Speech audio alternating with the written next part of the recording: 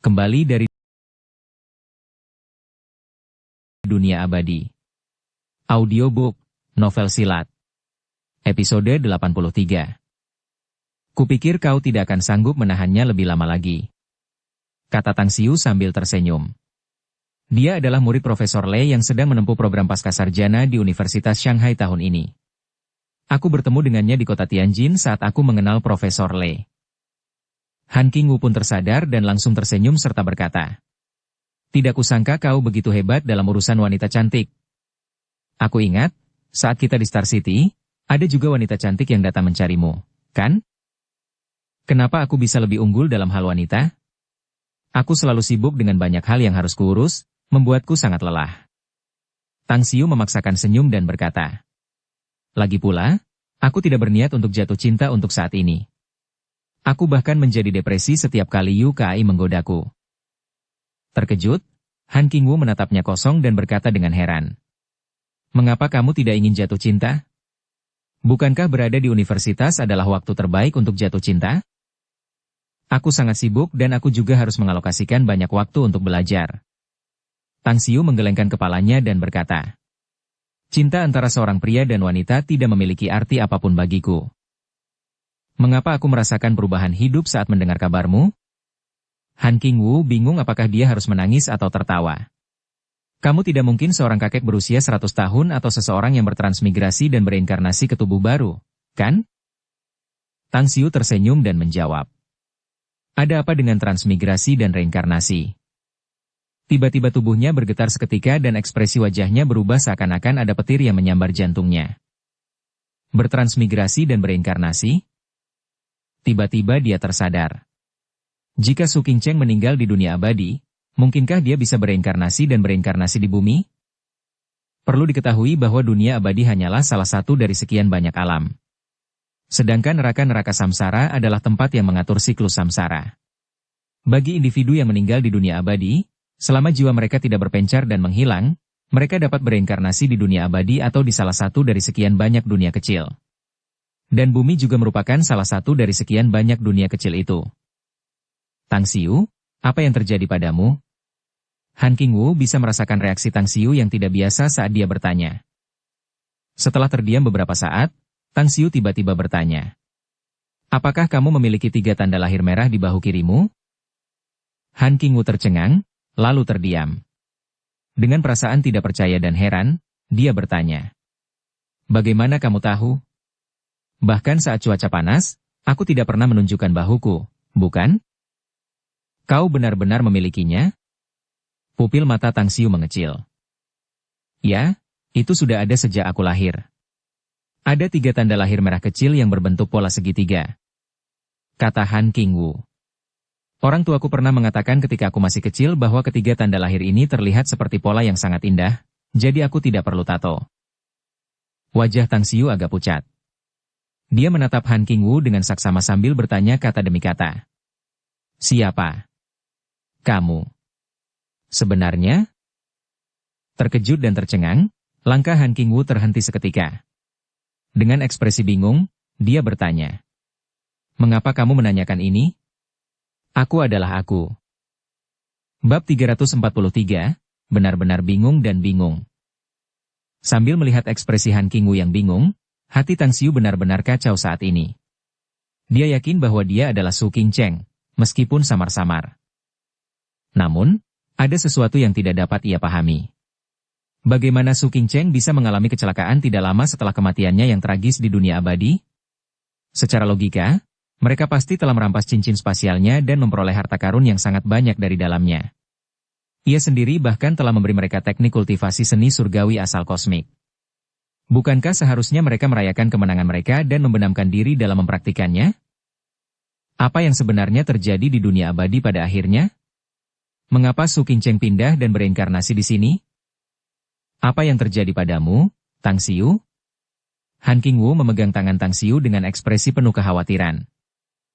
Tang Xiu menarik napas dalam-dalam dan untuk sementara menekan perasaan kacaunya.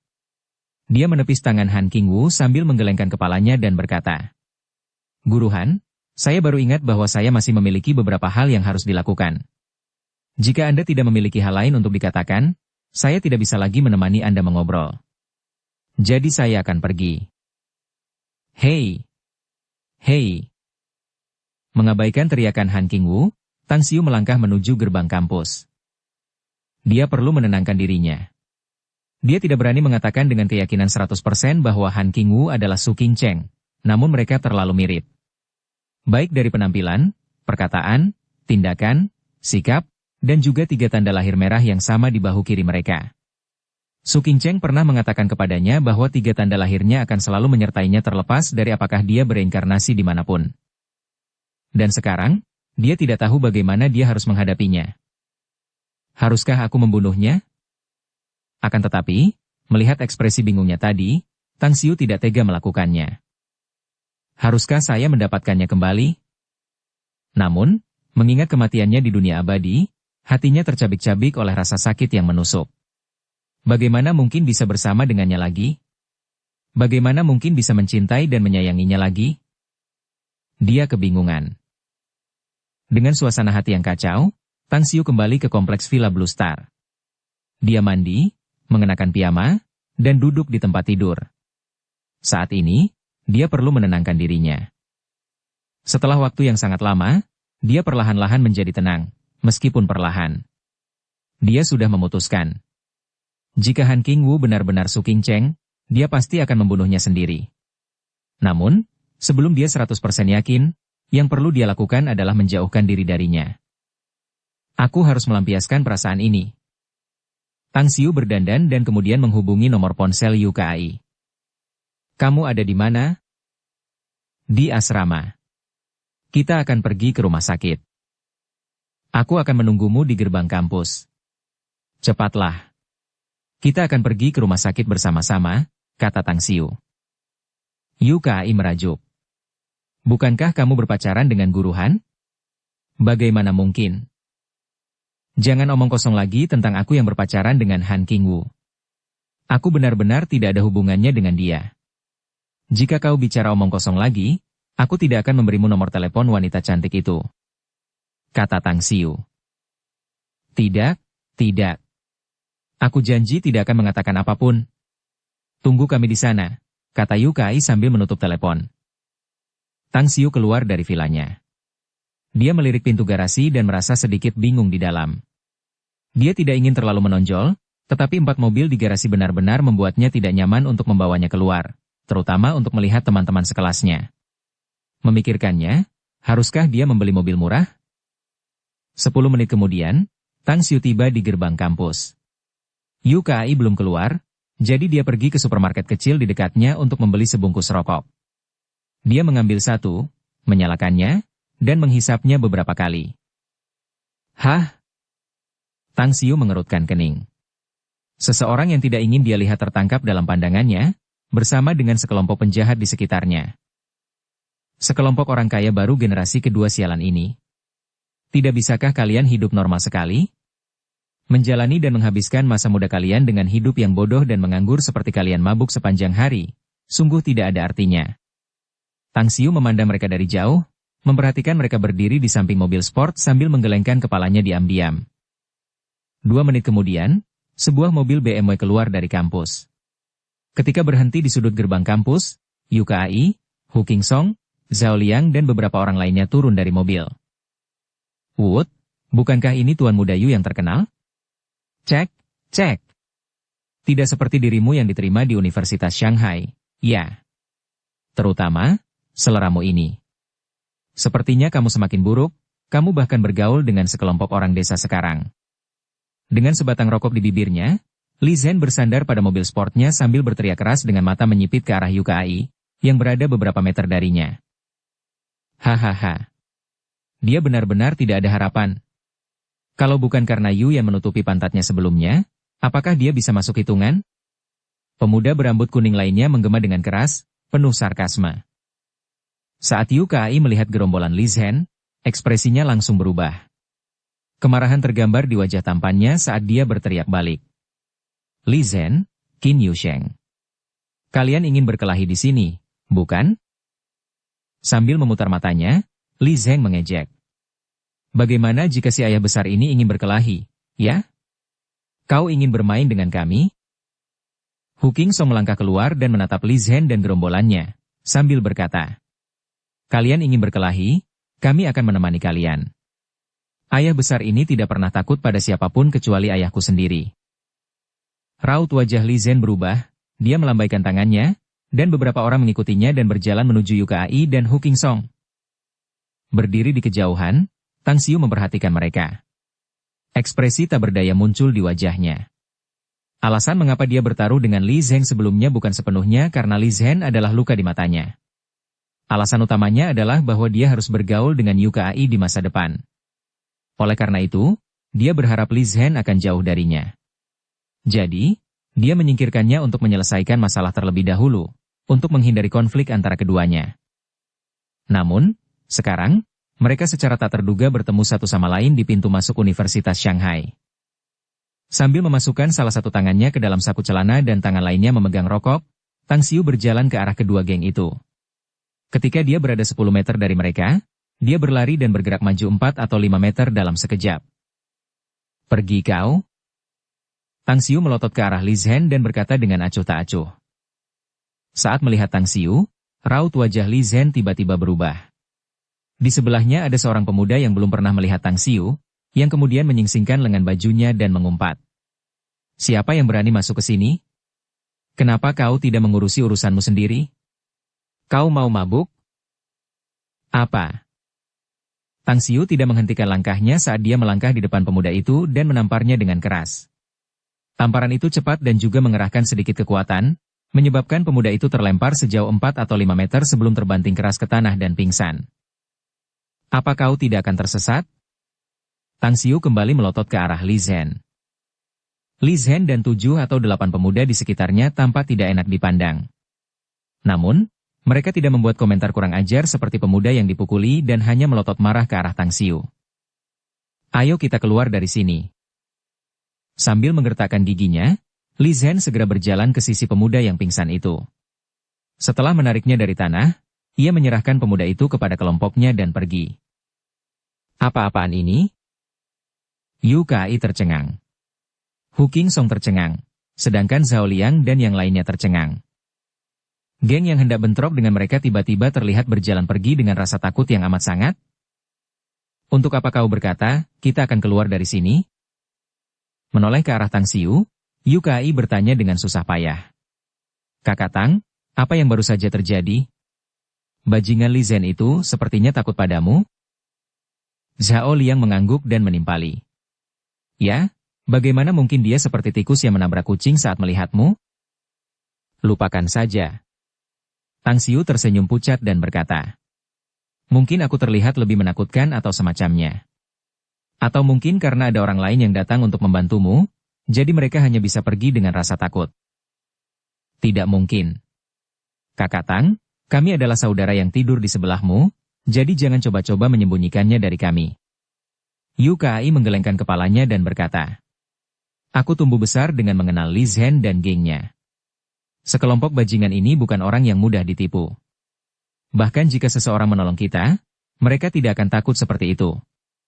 Lagi pula, selain anak kecil yang dipukul olehmu, bukan hanya Li Zhen yang takut padamu, begitu pula geng-gengnya yang lain. Baiklah, baiklah. Tang Xiu memaksakan senyum dan berkata, aku sedang malas dan bosan tadi malam, jadi aku pergi ke Laoshan di kota Changxi. Aku bertaruh dengannya sebelum perlombaan. Yaitu, dia harus segera menghindariku seperti wabah jika dia bertemu denganku nanti. Dia kalah, jadi dia langsung pergi. Itu saja. Maksudmu, kau pernah berlomba dengannya di ajang balap mobil di Jalan Raya Laoshan dan menang? Tanya Yukai dengan heran. Bisa dibilang itu kemenanganku. Tapi aku bukan juaranya. Tang Xiu mengangguk dan berkata. Aku hanya mendapat juara kedua. Bibir Yukai bergetar sebelum dia tiba-tiba berkata. Kakak Tang, kamu benar-benar rendah hati. Aku baru tahu ini sekarang. Kamu seharusnya sangat. Mengangkat tangannya untuk menyela, Tang Xiu kemudian berkata. Ya, aku sangat mampu. Bagimu untuk memujaku adalah hal yang wajar. Ngomong-ngomong, ayo kita pergi ke rumah sakit. Lagi pula, mobilmu tidak akan mampu membawa kita semua.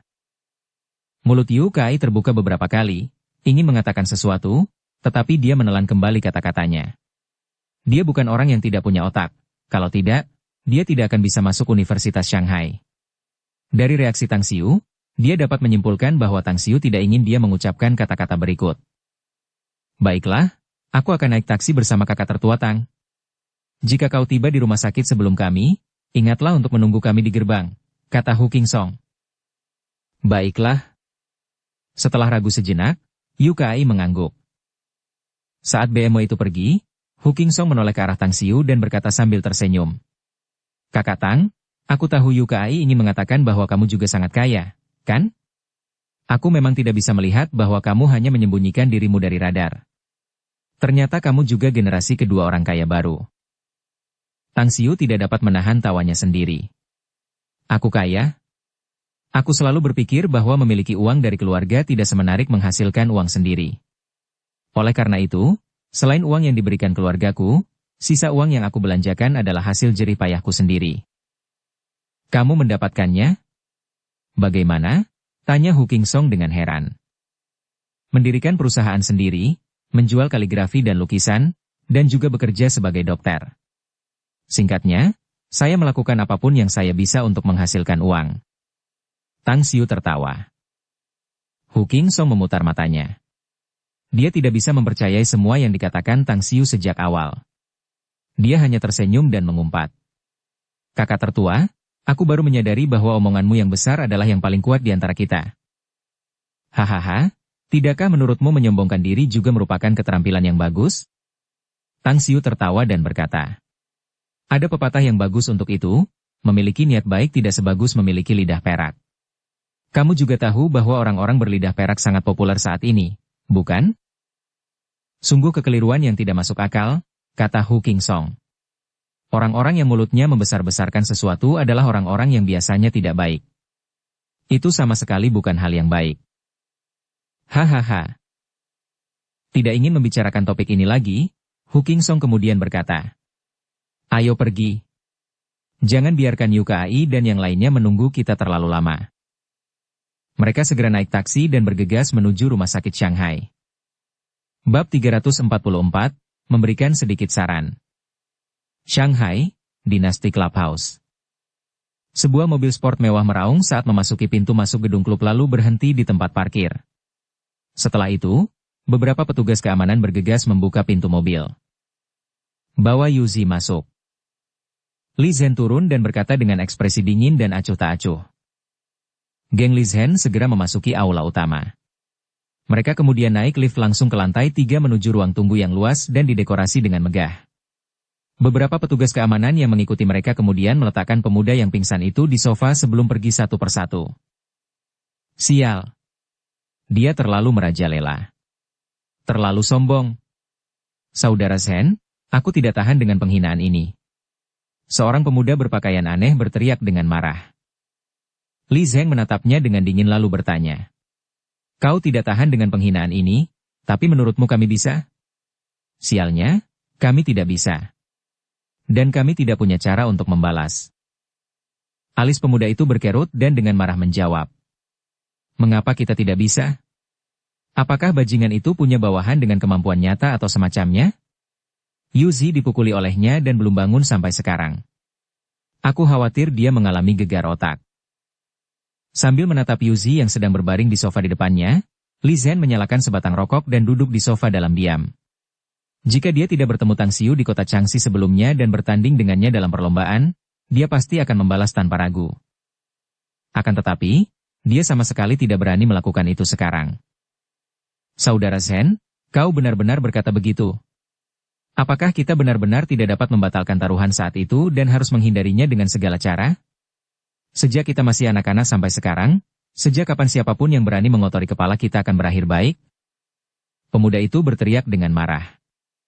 Sambil menarik napas dalam-dalam, Li Zhen memaksakan senyum dan berkata, menurutmu aku tidak ingin menghancurkan bajingan itu? Tapi jika kita membalas dendam dan gagal, lalu dia tahu bahwa kita yang melakukannya, aku khawatir kita akan mati. Pemuda itu tertegun. Ia lalu bertanya dengan ekspresi bingung. Apa maksudmu? Seperti kata pepatah, Kenali musuhmu dan kenali dirimu sendiri, barulah kau akan menang dalam pertempuran. Li Zhen menjawab dengan suara berat. Biar kutanya, apakah kita tahu latar belakang orang bermarga Tang ini? Jika kita memprovokasi sosok yang menakutkan dengan gegabah, hanya nasib buruk yang akan menunggu kita. Selain itu, ada hal lain yang tidak kuceritakan padamu. Tadi malam di balapan mobil, Cinan hampir saja membunuh Huan Yu. Jika bukan karena Tang Xiu, Huan Yu pasti sudah mati. Pemuda itu bingung. Aku mendengar Huan Yu menyebutkan hal ini setelah balapan mobil kemarin. Ternyata ini nyata? Ya, itu nyata. Li Zhen mengangguk dan berkata. Aku melihat lokasi kecelakaan. Aku juga melihat mobil Huan Yu. Memang seperti yang dia katakan. Kalau bukan karena Tang Xiu, dia pasti sudah mati di tangan Cinan saat itu. Ini menjelaskan bahwa Cinan adalah wanita yang kejam dan tidak kenal ampun yang menganggap hidup sebagai hal yang tidak berharga. Namun, dia ternyata sangat hormat dan menghargai Tang Xiu. Dari sini, tidak bisakah kau mencari tahu inti permasalahannya? Saudara Zhen, maksudmu Tang Xiu memiliki identitas dan latar belakang yang mengerikan? Pemuda itu terkejut. Aula Pesta Abadi adalah restoran mewah di Shanghai. Jadi, aku tahu bahwa bos besar di baliknya mungkin sangat luar biasa. Li Zhen mencibir dan berkata. Aku menduga bahwa Tang Xiu dan Aula Pesta Abadi ini memiliki hubungan yang dalam. Jadi, jika kau ingin berurusan dengannya, kau harus menyelidikinya secara menyeluruh terlebih dahulu.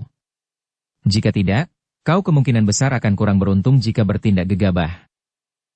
Dalam sekejap, 5 atau 6 orang lainnya terdiam.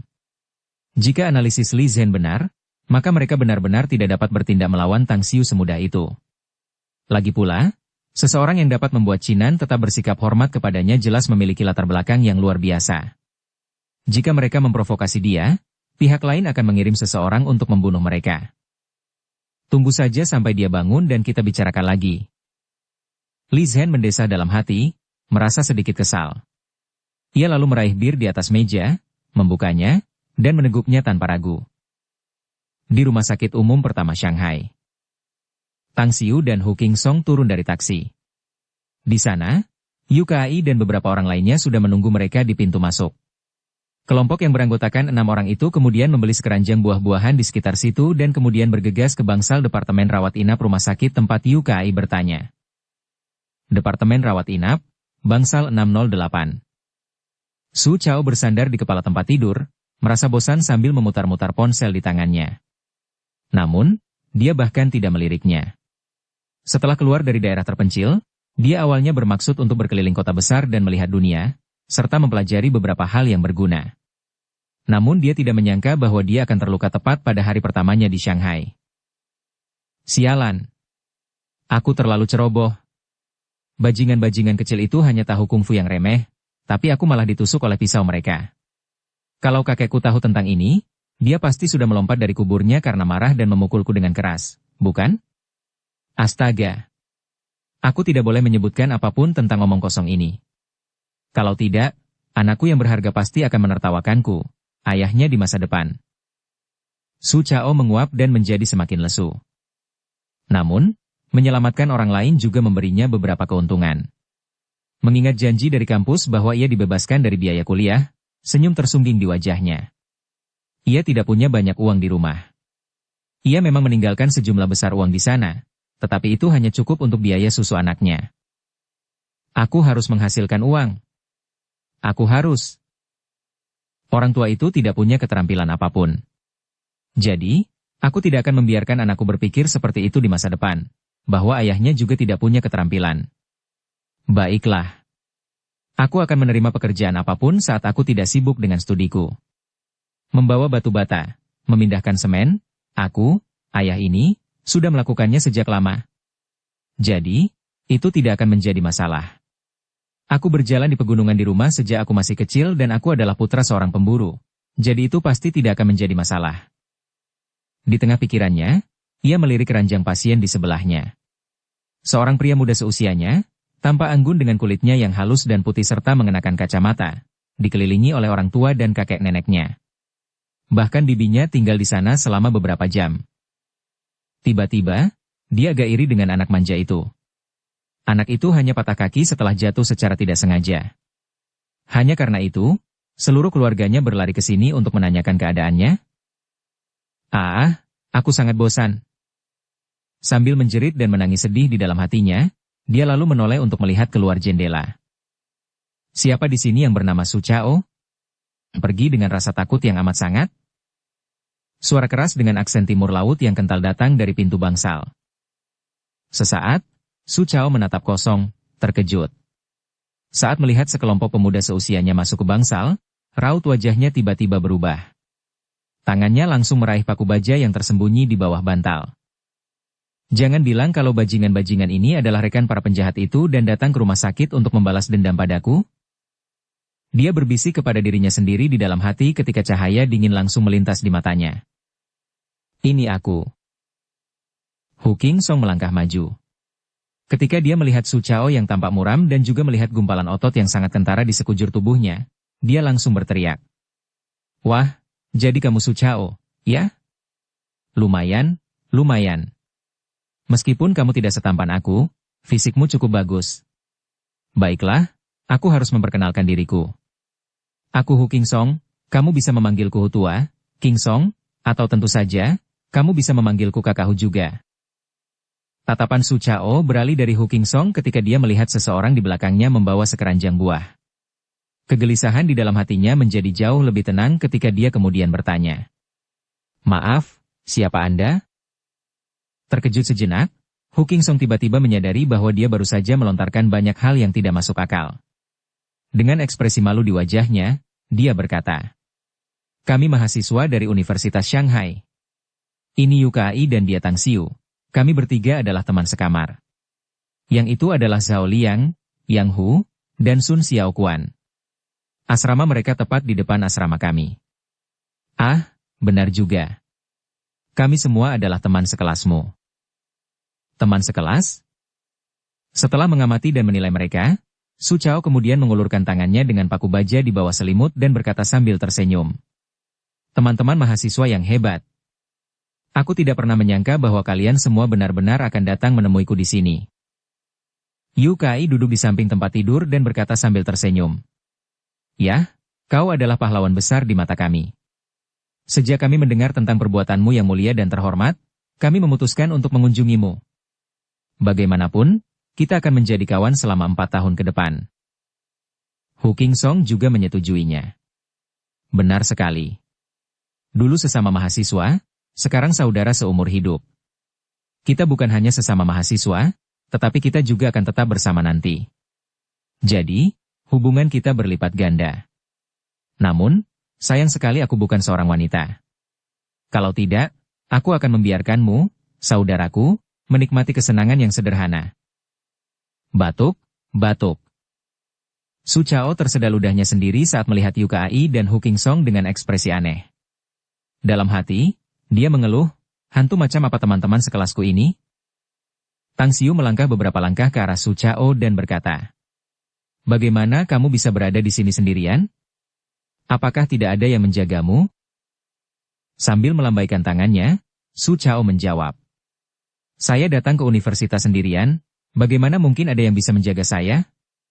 Luka saya hanya kecil, jadi saya akan diperbolehkan pulang setelah 2 hari. Selain itu, saya harus kembali ke kampus.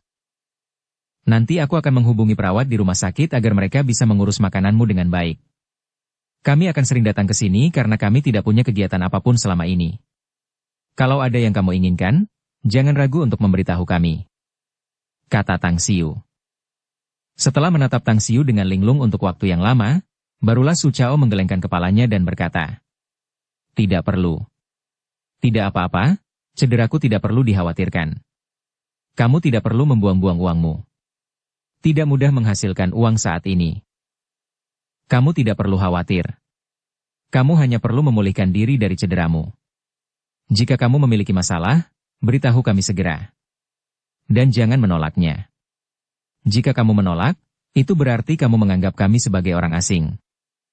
Kata Tang Xiu sambil tersenyum. Ini? Setelah ragu sejenak, Su Chao akhirnya mengangguk. Su Chao, kudengar kau berhasil merobohkan 3 penjahat sendirian? Apa kau pernah berlatih bela diri sebelumnya? Tanya Yukai. Tidak.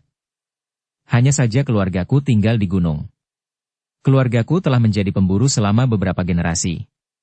Meskipun aku tidak pernah berlatih seni bela diri sejak aku kecil, aku adalah monyet gunung. Jika bukan karena aku menghabiskan waktuku dengan putus asa untuk belajar dalam beberapa tahun terakhir, apalagi 3 penjahat, bahkan jika 3 lagi ditambahkan ke mereka, aku masih bisa membunuh mereka. Keluarga Hunter? Mata Yukai berbinar saat dia berseru kagum. Astaga! Luar biasa! Kudengar pemburu sangat kuat. Aku tidak pernah menyangka akhirnya aku akan menyaksikannya hari ini. Jadi, geng kita benar-benar terdiri dari orang-orang hebat. Ketika Hutua baru saja tiba di kampus untuk mendaftar, dia menjadi pahlawan yang menyelamatkan gadis cantik itu dengan mengalahkan beberapa bajingan kecil. Akibatnya, para penjahat kecil itu membalas dendam padanya, sedangkan kakak tertua Tang kemudian menggunakan kekuatannya yang tak terkalahkan untuk menakut-nakuti mereka. Dan dengan bergabungnya kamu ke dalam geng, asrama kita, kurang lebih, sekarang memiliki 4 pelindung surgawi. 4 penjaga surgawi? Tang Xiu mundur selangkah dan membuang mukanya ke samping. Mengatakan bahwa dia tidak mengenalnya. Dengan tatapan menghina, Hu Qingsong berbicara kepada Yukai. Hei Yutua, jangan bicara omong kosong begitu saja. 4 raja surgawi agung?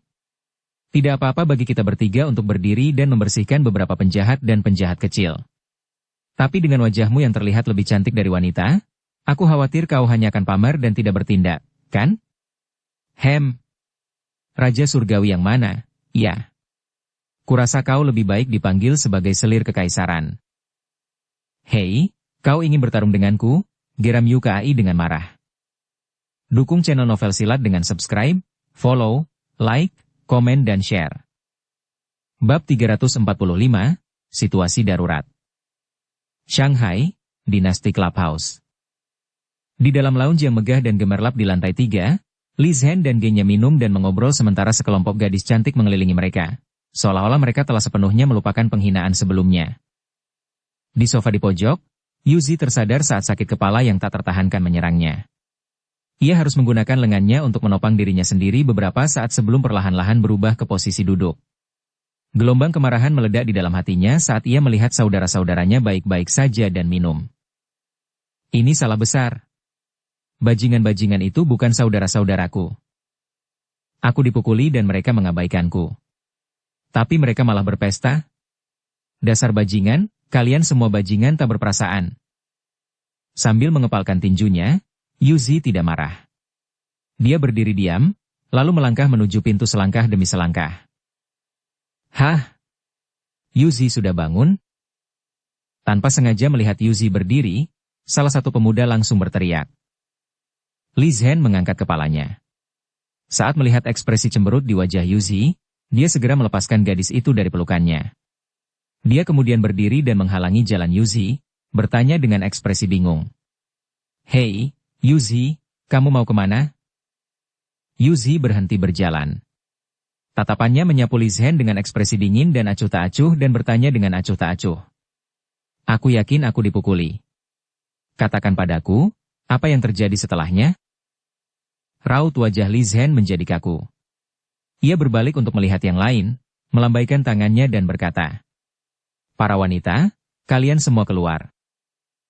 Setelah beberapa saat, semua wanita itu pergi, hanya menyisakan Li Zhen dan gengnya. Yuzi, bajingan itu, yang mengalahkanmu, punya latar belakang yang cukup bagus. Apa kau ingat aku pernah bilang kalau aku kalah taruhan dengan seseorang di ajang balap mobil di kota Changxi? Orang yang mengalahkanku adalah bajingan itu. Aku berjanji padanya bahwa aku akan menjauh darinya saat aku melihatnya. Jadi, Li Zhen memaksakan senyum pahit dan tidak menyelesaikan perkataannya. Sambil menyipitkan matanya sebagai jawaban, Yuzi berkata dengan acuh tak acuh. Dengan kata lain, kamu tetap setia kepada saudaramu sehingga kamu membawaku kembali. Bagaimanapun, kamu menghindarinya seperti wabah dan berlari dengan ekor di antara kedua kakimu, benar kan? Ini? Li Zhen dan yang lainnya saling bertukar pandang dengan cemas. Mereka memasang ekspresi canggung dan malu di wajah mereka. Lupakan saja. Jangan bahas omong kosong ini dulu. Kamu lanjutkan saja permainannya, aku pergi dulu. Aku masih ada urusan, kata Yuzi. Setelah berkata demikian, dia melewati Li Zhen dan berjalan keluar. Dengan ekspresi yang agak tidak enak dipandang, Li Zhen memperhatikan punggung Yuzi yang menghilang. Tiba-tiba ia punya firasat bahwa ia baru saja kehilangan seorang saudara lagi. Sama seperti di masa lalu. Para pengkhianat terkutuk yang menjadi bawahan Yu Yang dan memutuskan hubungan apapun dengan mereka. Ekspresinya berubah-ubah. Tersentak oleh pikirannya, dia berbalik sambil berteriak. Pergi. Bawa dia kembali padaku. Beberapa pemuda saling melirik sebelum segera mengejar Yuzi. Dengan cepat, Yuzi diseret kembali ke ruang tunggu. Yuzi, kita bersaudara. Jangan pura-pura bodoh. Aku tahu bajingan itu telah mengalahkanmu, dan tentu saja kita tidak akan membiarkannya begitu saja. Namun, sebelum bertindak, kita harus menyelidiki latar belakang dan identitasnya. Baru setelah kita mengetahui ibu kota musuh kita dapat menyusun rencana balas dendam. Li Zhen menjepit sebatang rokok dan berbicara dengan serius. Menatap Li Zhen dengan ekspresi dingin dan acuh tak acuh, Yuzi berkata dengan acuh tak acuh. Kepalaku sakit. Tinggal di sini tidak enak bagiku. Karena kamu tidak ingin mengirimku ke rumah sakit, maka aku akan pergi sendiri. Bolehkah? Li Zhen dan yang lainnya langsung menyadari maksudnya. Raut wajah mereka berubah tidak sedap dipandang. Setelah semua dikatakan dan dilakukan, mereka benar-benar tidak berpikir untuk mengirim Yuzi ke rumah sakit sebelumnya. Kelalaian ini adalah kesalahan kami. Terimalah segelas anggur ini sebagai permintaan maaf atas nama persaudaraan kita. Li Zhen memaksakan senyum masam dan berkata. Yuzi mengambil gelas minuman keras itu, tetapi tidak terburu-buru untuk meminumnya. Sebaliknya, dia berkata dengan tenang. Li Zhen, sekarang aku akhirnya mengerti mengapa Huan Zi mengkhianati kita saat itu. Aku tidak ingin mengatakannya terlalu jelas, karena itu tidak akan terlihat baik bagi kita. Aku akan minum segelas anggur ini dan kemudian pergi ke rumah sakit untuk memeriksa lukaku. Kamu bisa terus bermain di sini. Setelah berkata demikian, dia meminum minuman kerasnya, meletakkan gelasnya dan berbalik untuk pergi. Kali ini, Li Zhen tidak menghentikannya. Ketidaknyamanan di wajahnya berubah menjadi ekstrim. Dia duduk kembali di sofa dan terdiam, perlahan menutup matanya. Dia bukanlah orang yang tidak punya otak. Dia tahu betul apa yang Yuzi maksud dengan kata-katanya. Meskipun Yuzi tidak mengatakannya secara langsung, namun kemungkinan besar dia tidak akan bergaul dengan mereka lagi. Persetan?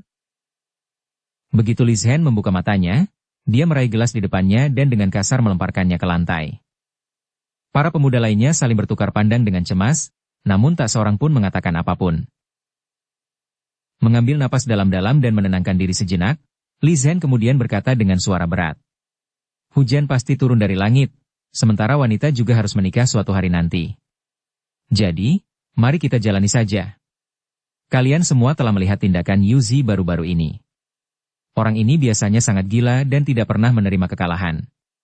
Jika dia mengejar orang bermargatang itu, amati saja dengan tenang. Aku tidak punya cara untuk menguji seberapa kuat orang bermargatang ini. Karena dia akan menguji keberuntungan untuk kita akan menunggu dan melihat saja. Ini.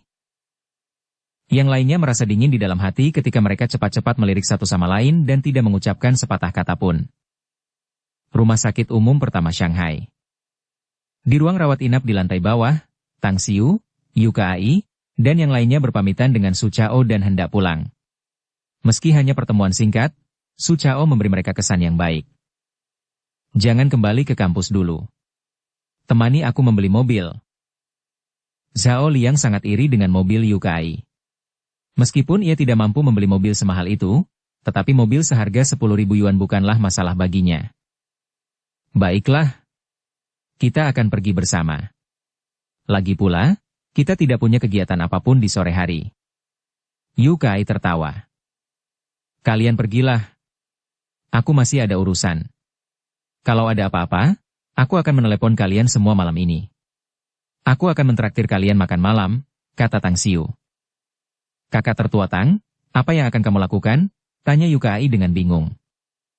Itu hanya masalah pribadi yang sepele, kata Tang Xiu. Mendengar itu, Yu Kai mengangguk dalam diam.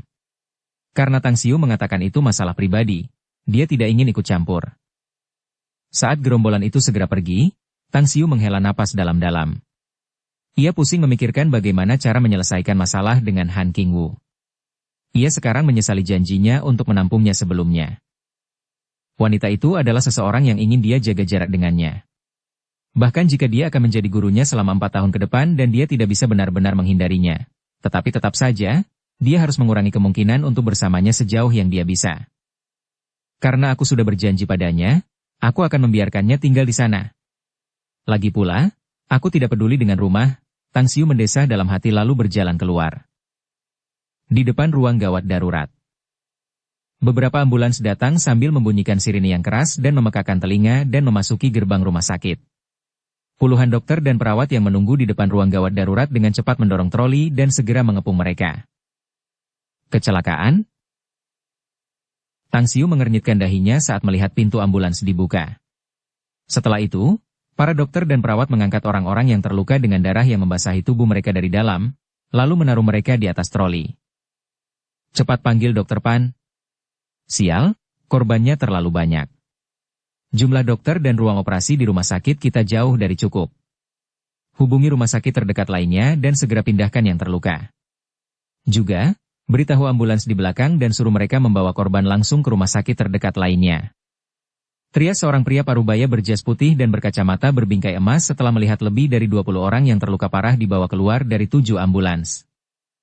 Ekspresi Tang Xiu sedikit berubah. Dari dokter itu, dia bisa menyimpulkan beberapa masalah. Pertama, jumlah korban terlalu banyak dan akan bertambah banyak lagi. Kedua, rumah sakit tidak memiliki cukup dokter dan ruang operasi. Ketiga, para korban harus dipindahkan. Dengan demikian, penanganan mereka akan tertunda, yang dapat mengakibatkan kematian bagi korban yang terluka parah. Sambil mendesah dalam hati, Tang Xiu melangkah menuju tempat yang kacau itu. Jika dia masih seorang supreme di dunia abadi, dia tidak akan repot-repot dengan hal-hal kecil dan remeh seperti itu. Namun, dirinya yang sekarang belum berada di jalan abadi. Dia hanyalah orang yang hidup dan setia pada kehidupan. Oleh karena itu, mengabaikan dan tidak menghiraukan masalah tersebut saat ini bukanlah sesuatu yang dapat dilakukannya. Kalau saja dia tidak mengalami hal ini dan hanya mendengarnya dari orang lain, dia mungkin akan mengabaikannya. Namun karena hal ini terjadi tepat di hadapannya dan dia dapat membantu, dia tidak akan tinggal diam dan tidak melakukan apa-apa. Berhenti. Tang Xiu menghentikan sebuah troli. Di atas kereta dorong itu ada seorang pria yang terluka parah. Kaki kanannya berdarah dan, meskipun lukanya telah diperban, jelas bahwa perban itu tidak dapat menghentikan darah yang mengalir keluar. Darah telah mewarnai perban secara menyeluruh dan luapan darah memenuhi permukaan kereta dorong itu saat itu. Ada juga darah di ujung-ujung rambut di kepalanya sementara wajahnya robek dan berdarah. Alasannya adalah bahwa batang baja tipis seukuran ibu jari telah menembus dadanya. Apa yang kau lakukan? Cepat minggir. Dokter di samping troli itu mengernyit. Tang Xiu dengan santai memegang pergelangan tangan korban sambil menekan jarinya untuk memeriksa denyut nadinya sambil menjawab dengan suara yang dalam. Saya juga seorang dokter. Karena rumah sakit Anda tidak memiliki cukup dokter dan ruang operasi, saya akan memberinya perawatan terlebih dahulu. Dokter setengah baya itu tertegun sejenak sebelum mengerutkan kening dengan marah. Anda seorang dokter? Kok saya belum pernah melihat Anda di rumah sakit sebelumnya? Pasien ini terluka parah dan harus segera dikirim ke ruang operasi. Jangan tunda perawatan dan minggir. Tang Xiu tidak menjawab. Dia menggunakan indera spiritualnya untuk melindungi yang terluka dan mendorong dokter parubaya itu ke samping untuk memeriksa luka-luka di tubuh korban. Merobek. Tang Xiu merobek pakaian compang-camping milik pria yang terluka itu sementara jari-jarinya dengan cepat menyegel beberapa titik akupuntur di sekitar batang baja itu. Setelah itu, ia merobek celana paha pria itu dan menyegel pembuluh darahnya untuk menghentikan pendarahan. Kemudian, ia memegang tubuh pria yang terluka itu dan meraih batang baja yang menusuk dadanya sedalam 10 cm. Apa yang akan kau lakukan? Kau. Pembunuhan. Melihat tindakan Tang Xiu, dokter setengah baya itu langsung meraung, sementara 2 perawat serta staf lainnya juga menjadi tumpul. Mengabaikannya, Tang Xiu menarik batang baja itu keluar. Ia kemudian memasukkan jarinya ke dalam lubang berdarah itu dan melepaskan kekuatan bintangnya. Setelah membersihkan pecahan-pecahan tulang di dalamnya dan meninggalkan jejak kekuatan bintangnya di dalamnya, ia kemudian menoleh ke salah satu perawat dan berteriak, "Berikan obat pada lukanya." Setelah berkata demikian, ia mengulurkan tangannya ke kepala orang yang terluka itu. Ia mulai dengan menekan titik Dang Yang, dan dilanjutkan dengan titik Tai Yang, Yang Bai, Si Bai, Tian Chuang, dan Lian Kuan. Bersamaan dengan darah hitam yang mengalir keluar dari lukanya, jari-jari Tang Xiu menekan titik Lian Kuan beberapa kali sebelum melangkah ke arah korban lainnya. "Apa yang kau lakukan? Minggir sana." Dokter lain di sampingnya menatap Tang Xiu dengan marah, yang telah menghalangi jalannya. Menyelamatkan orang seperti memadamkan api. Karena itu, dia sangat marah terhadap pemuda yang menunda perawatannya. Korban sudah hampir meninggal. Jika ditunda lebih lama lagi, mereka bisa mati kapan saja. Bab 346, Keterampilan Medis Ajaib. Napasnya lemah, kulitnya pucat pasi dan pupil matanya menunjukkan gerakan yang tidak teratur. "Saya khawatir dia tidak sabar untuk dikirim ke ruang operasi. Silakan minggir, saya harus merawatnya terlebih dahulu," kata Tang Xiu dengan suara yang dalam. Dokter itu menggeram marah. "Siapa kamu? Mengapa kamu ingin merawatnya? Siapa yang akan bertanggung jawab jika terjadi kecelakaan?" "Saya akan bertanggung jawab." Tang Xiu menggeram dingin sambil mendorong kedua perawat ke samping dan segera memeriksa luka-luka korban. Ini buruk. Tulang yang patah telah menembus paru-paru, menyebabkan pendarahan internal yang parah. Darah yang berlebih harus dikeluarkan dan tulang yang patah yang menembus paru-parunya harus dibersihkan. Tiba-tiba, Tang Xiu menoleh dan menatap salah satu dokter dan berteriak, 2 menit. Jika Anda tidak dapat memberi saya 1 set jarum perak dalam waktu 2 menit, maka orang ini akan dibunuh oleh Anda. Cepat pergi, carikan saya jarum perak." "Apa yang terjadi di sini?" Dokter sebelumnya yang membentak Tang Xiu karena inisiatifnya membantu pengobatan menyadari bahwa kedua troli itu telah berhenti. Ia kemudian segera berlari dan berteriak. Dokter yang baru saja dimarahi oleh Tang Xiu dengan cepat berkata, "Direktur Hu, bajingan ini menghalangi kita." Dia bahkan melontarkan hal-hal yang tidak masuk akal. Pria yang bernama Direktur Hu itu melihat kondisi korban dan terkejut dalam hati. Ketika matanya tertuju pada Tang Xiu, yang sedang memeriksa denyut nadi korban, dia bertanya dengan suara berat. "Siapa kamu? Mengapa kamu menghalangi perawatan kami? Tidakkah kamu tahu bahwa merawat pasien seperti melawan api? Saya juga seorang dokter. Saya baru saja mendengar Anda mengatakan bahwa rumah sakit tidak memiliki cukup dokter dan ruang operasi, jadi saya datang untuk membantu." Tang Xiu menjawab dengan suara yang dalam. "Saya tidak peduli apakah Anda seorang direktur, mari kita hentikan omong kosong ini. Saya sudah memeriksanya, dia hanya punya waktu 2 menit lagi. Jika Anda tidak dapat menemukan saya 1 set jarum perak, dia akan mati." Mendengar itu, Direktur Hu tercengang. Ia segera memberitahu dokter yang baru saja melapor kepadanya. "Cepat cari jarum perak." "Ya." Meskipun enggan, sang dokter berlari dengan langkah lebar. Mengalihkan pandangannya ke Tang Xiu lagi, Direktur Hu bertanya, "Kamu bukan dokter dari rumah sakit kami, kan? Kamu bekerja di mana? Aku baru saja melihatmu memeriksa denyut nadi korban. Apakah kamu seorang dokter pengobatan tradisional Tiongkok?" "Namaku Tang Xiu. Aku bekerja di Rumah Sakit Medis Tiongkok Star City," kata Tang Xiu dengan suara berat. "Rumah Sakit Medis Cina Star City? Bukankah rumah sakit ini yang baru-baru ini menjadi terkenal? Rumah sakit yang dikabarkan memiliki seorang dokter ilahi muda? Dan nama ini, bukankah kedengarannya familiar?" Direktur Hu mengangkat kepalanya dan tiba-tiba bertanya, "Apakah Anda adalah tabib muda ilahi yang dikabarkan dari Rumah Sakit Medis Tiongkok Kota Bintang?" Tang Xiu meliriknya sekilas dan berkata dengan ringan, "Ini bukan saatnya bicara. Kirim semua pasien dengan luka serius ke sini segera. Selain itu, suruh semua orang di sekitar menyebar untuk memastikan udara dapat bersirkulasi. Juga, bantu aku menyiapkan beberapa baskom berisi air dan handuk bersih. Perintahkan dokter lain untuk membawa peralatan bedah dan bekerja sama denganku." Direktur Hu ragu-ragu. Dia tidak tahu apakah dia harus percaya pada Tang Xiu. Bagaimanapun, Tang Xiu terlihat terlalu muda. Dia sendiri adalah seorang dokter senior, Tetapi dia benar-benar tidak tahu bagaimana menghadapi keadaan darurat yang tidak terduga ini. Saya harus segera melapor kepada Presiden Zhuge. Tang Xiu tidak menjawabnya, tetapi segera mengobati luka korban dan menghentikan pendarahannya.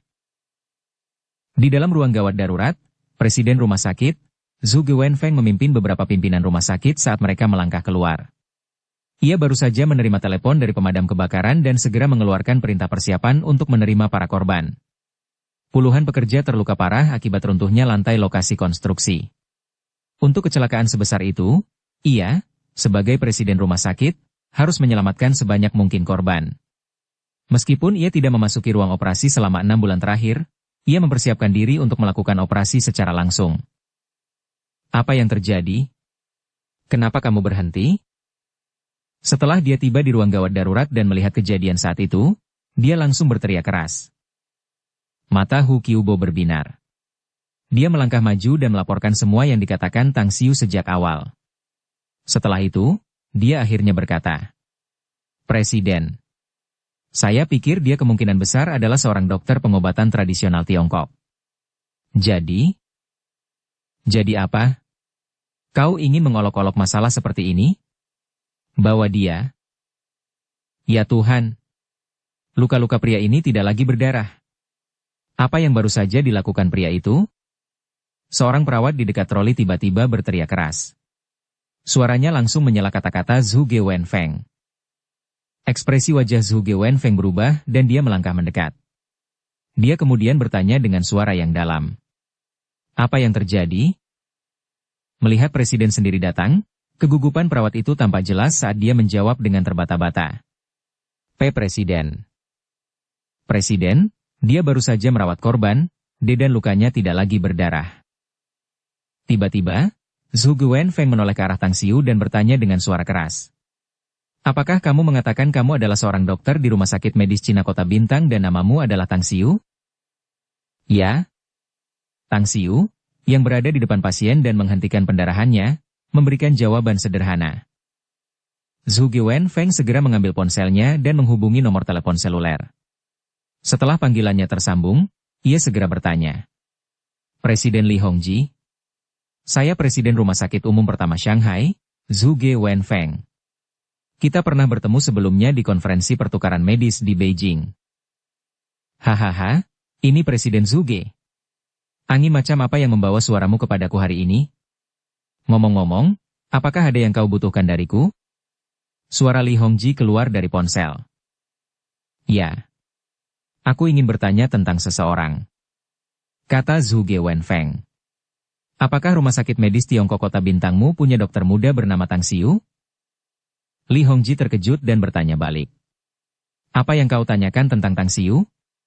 Dia sebenarnya adalah seorang dokter di rumah sakitku. Terjadi kecelakaan di lokasi konstruksi di Shanghai, yang mengakibatkan banyak korban luka serius. Dia menghentikan para dokter di rumah sakit saya dalam menjalankan tugas mereka dan menangani sendiri para korban, kata Zhuge Wenfeng. Biarkan dia melakukannya, jawab Li Hongji tanpa ragu. Apakah keterampilan medisnya sehebat itu? Zhuge Wenfeng bertanya dengan heran. Presiden Li, Anda pasti tahu bahwa kondisi korban sangat serius.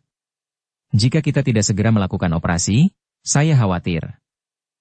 Presiden Zhuge, jika ingatanku benar, kau menghubungiku lebih dari sebulan yang lalu untuk menemui dokter ilahi muda dari rumah sakitku, kan? Kata Li Hongji dengan suara berat. Tang Xiu adalah dokter ilahi muda itu. Kau seharusnya senang dengan keberuntunganmu karena dia mampu membantu merawat para korban di rumah sakitmu.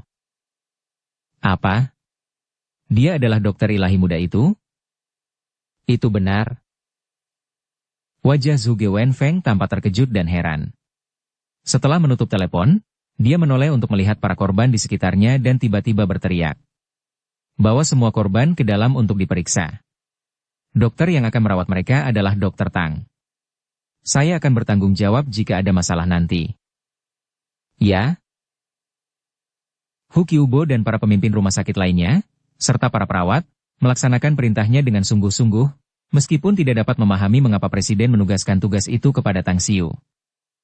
Setelah itu, Zhuge Wenfeng menoleh ke arah Tang Xiu dan berseru. Aku tidak pernah menyangka bahwa dokter muda dari rumah sakit medis Tiongkok Star City adalah kamu. Apa yang dikatakan Li Hongji memang benar. Melihatmu di sini sungguh beruntung. Tang Xiu tidak mengatakan apa-apa dan hanya menatapnya dengan ekspresi datar. Dia tidak pernah menyukai hal-hal yang merepotkan. Dan dia takut kalau Zhu Guwenfeng ini adalah orang seperti Li Hongji yang selalu membuatnya kesal. Dia datang ke Shanghai untuk belajar. Dia tidak ingin diundang bekerja di rumah sakit umum pertama Shanghai. Jarum peraknya sudah ada di sini. Dokter berjas putih itu segera kembali. Setelah menerima jarum perak, Tang Xiu berkata dengan suara berat. Beritahu yang lain untuk bubar sejauh mungkin. Selain itu, perintahkan para dokter di rumah sakit untuk bersiap dan serahkan korban yang mengalami luka paling parah kepadaku. Sedangkan untuk korban lainnya, bawa mereka ke ruang operasi untuk dirawat oleh dokter rumah sakitmu. Zhu Guwenfeng segera mengangguk dan menyampaikan perintah Tang Xiu. Dengan menggunakan jarum perak untuk menutup pembuluh darah dan menghentikan pendarahan internal korban, Tang Xiu menyalurkan kekuatan bintangnya dan kemudian dengan hati-hati mengarahkan darah yang keluar ke tenggorokan. Batuk, batuk. 2 menit kemudian, korban terbatuk dan pada saat yang sama mengeluarkan banyak darah hitam. Setelah korban batuk darah hitam untuk ke-6 kalinya, Tang Xiu mengangkatnya ke posisi duduk dan menggunakan telapak tangannya untuk memegang punggung korban. Pisau bedah, kata Tang Xiu dengan suara berat. Saat ini, rumah sakit telah menyiapkan seperangkat peralatan bedah yang bersih. Setelah seorang dokter membuka kotak peralatan itu, Tang Xiu meliriknya dan mengambil pisau bedah yang tampak sangat tajam. Tanpa ragu, ia menggunakannya untuk memotong dada pria itu tepat di paru-parunya. Ini? Terkejut, Zhu Guwenfeng tercengang. Begitu pula para pemimpin, dokter, dan perawat rumah sakit umum pertama di sekitarnya. Mereka tidak pernah membayangkan bahwa seseorang akan melakukan operasi di depan mata publik. Bahkan tindakannya terlihat sangat kasar dan brutal. Menyingkirkan pisau bedah, Tang Xiu kemudian mengambil pinset dan langsung menusukkannya ke dalam luka. 2 detik. Benar. Itu pasti hanya 2 detik. Zhu Guwenfeng dan yang lainnya menyaksikannya dengan mata kepala mereka sendiri. Setelah Tang Xiu memasukkan penjepit ke dalam luka korban, ia segera mengeluarkannya bersama sepotong tulang seukuran beras yang dijepit oleh penjepit. Ya Tuhan, bagaimana dia tahu ada tulang di dalamnya? Di samping, Hu Qiubo membelalakan mata sambil berseru tak percaya. Keterkejutan dan ketidakpercayanya juga dirasakan oleh yang lainnya. Adapun Tang Xiu, dia mengabaikan Hu Qiubo dan terus menusukkan penjepit ke luka korban untuk mengeluarkan tulang-tulang yang patah di dalamnya tanpa henti. Akhirnya, dia menarik napas dalam-dalam untuk memfokuskan energinya sebelum menusukkan penjepit ke luka itu lagi. Di bawah pengamatan indera spiritualnya, dia mengambil potongan-potongan tulang yang patah dengan sangat hati-hati. Rumah sakit Anda seharusnya punya kardiotonik, ya? Anda harus menyuntikannya ke tubuh pria itu dalam waktu 5 menit. Selain itu, beritahu salah satu dokter Anda untuk menjahit luka pria itu.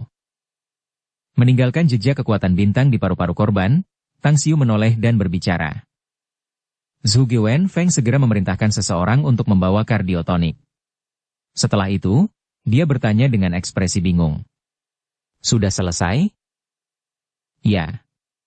Aku sudah membuang semua potongan tulang patah yang menusuk paru-parunya. Tang Xiu mengangguk dan berkata. Tidak akan jadi masalah, kamu hanya perlu menjahit lukanya.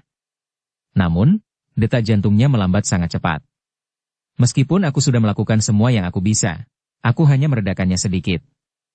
Dia mungkin akan koma untuk waktu yang lama setelah kamu menyuntikkan kardiotonik, tetapi nyawanya tidak lagi dalam bahaya. Mata Zhu Guwenfeng bersinar seperti obor saat dia menatap tajam ke arah Tang Xiu dan bertanya. Bagaimana kamu melakukannya? Baiklah, setiap dokter punya bakat dan kemampuannya masing-masing, dan itu semua milikku. Pokoknya, jangan buang-buang waktu lagi. Bawa aku ke korban luka parah lainnya. Baiklah. Zhu Guwenfeng tidak bertanya lagi. Tiba-tiba seorang perawat berbicara dengan suara pelan. Apakah Anda memperhatikan bahwa luka korban tidak berdarah saat dokter Tang merawatnya? Bab 347, terkejut oleh pria luar biasa. Ucapan perawat itu membuat semua orang yang hendak pergi langsung berhenti. Kemudian, sekelompok pemimpin yang dipimpin oleh Zhu Guwenfeng, 2 orang dokter, dan banyak perawat memusatkan perhatian mereka pada pasien sebelumnya. Pria itu tidak berdarah? Ekspresi terkejut terlihat di wajah semua orang. Bersambung ke episode 84. Dukung kami dengan subscribe, follow, like, komen dan share. Terima kasih.